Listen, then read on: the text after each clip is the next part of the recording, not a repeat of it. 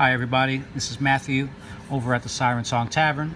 Today I want to give a quick rundown on the Korg Kaoss Mixer, specifically the trim knobs, which are responsible for controlling the signal that comes into the mixer.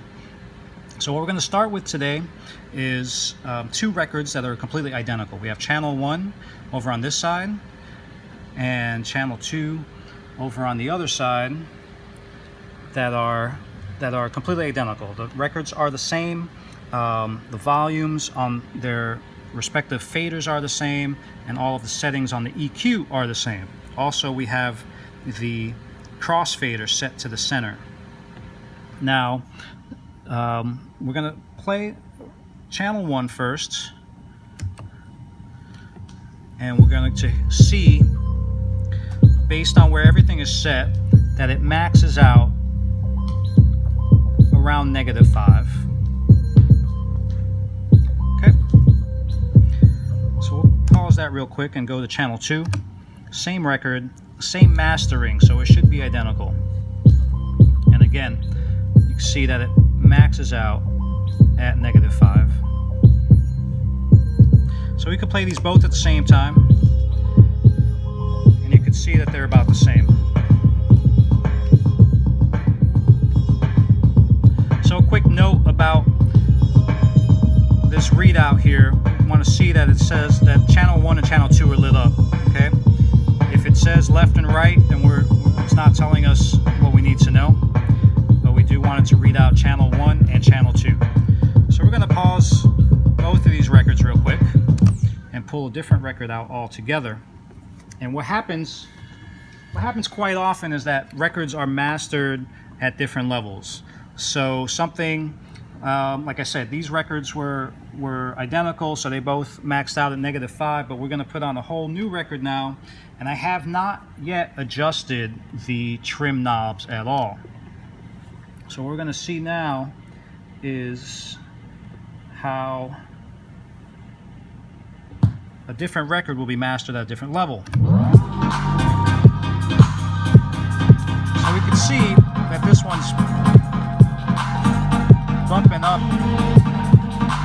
into the red almost.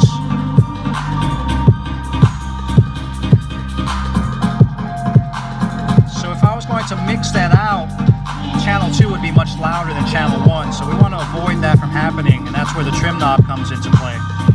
We turn down the trim knob and adjust it so that's maxing out at that -5. Alright? And in that way, both records will be coming out of the master at approximately the same volume.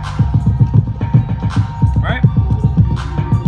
So once those are adjusted, then we could talk about the faders and how the faders for each channel will adjust each channel individually, and that allows us to do different effects and whatnot.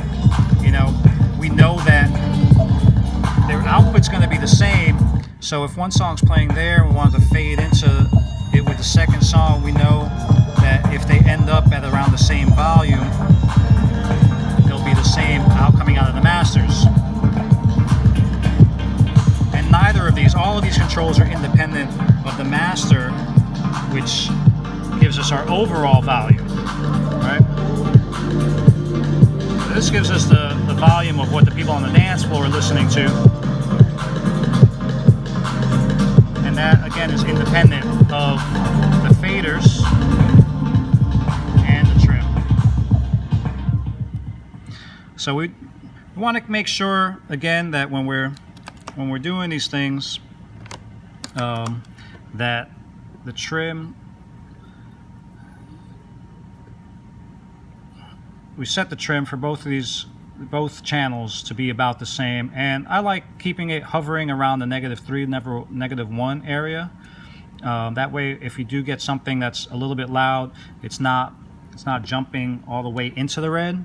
You'll see when something's way too loud, we have this little light over here that says peak, and when that's going off, you know that your record's way too loud, that the signal's coming in way too hot, so we're going to have to dial that back quite a bit. So yeah, I like to keep it around -3 is a good spot. And then we have wiggle room with the peak, the trim, and then the master to adjust the volume so that it's not super deafening for the audience or too quiet. Sometimes you'll come in with a song that's way too quiet, and then you'll want to adjust the volume on the slider, on the fader, as opposed to the trim, and then that messes up the equilibrium for the whole mix. Hopefully this all makes sense, and I'll be here for Vinyl Tap tonight, so you could ask me any questions. Thanks. See you then.